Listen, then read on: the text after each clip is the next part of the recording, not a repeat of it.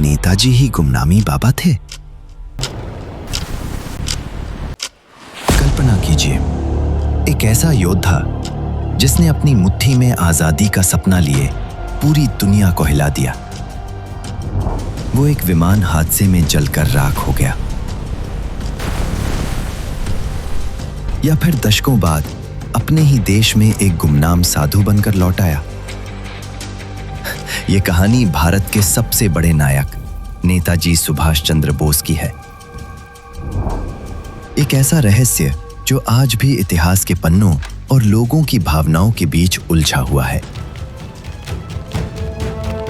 18 अगस्त 1945, वो आखिरी उड़ान।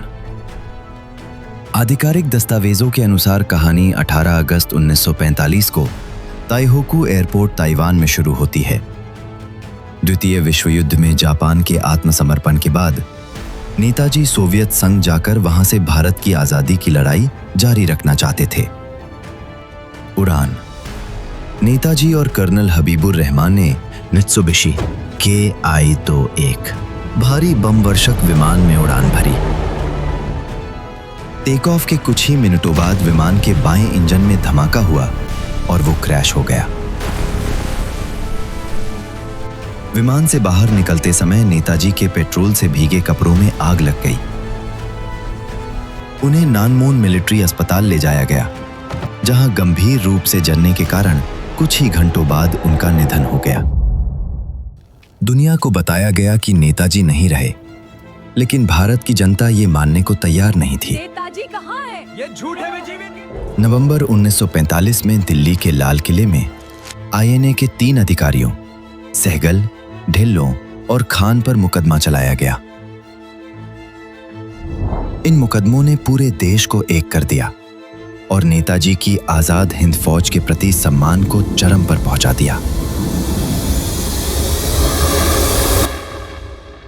भेष बदलने की कला। चूंकि नेताजी पहले भी कई बार अंग्रेजों को चकमा देकर और अपना रूप बदलकर गायब हुए थे, इसलिए लोगों को लगा कि यह विमान हादसा भी एक दिखावा है ताकि वो सुरक्षित सोवियत संघ पहुंच सकें। यहां तक कि महात्मा गांधी ने भी शुरुआत में इस खबर पर भरोसा नहीं किया था। दशकों बाद एक ऐसी थ्योरी सामने आई जिसने सबको चौंका दिया। गुमनामी बाबा।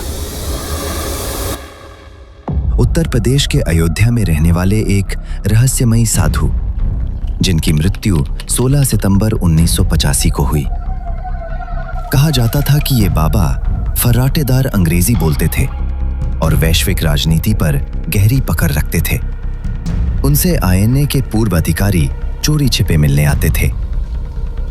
कुछ लोगों का मानना था कि नेताजी ने रूस में टॉर्चर सहा या वहां से लौटकर वो भारत में एक साधु के रूप में छिपकर रहे।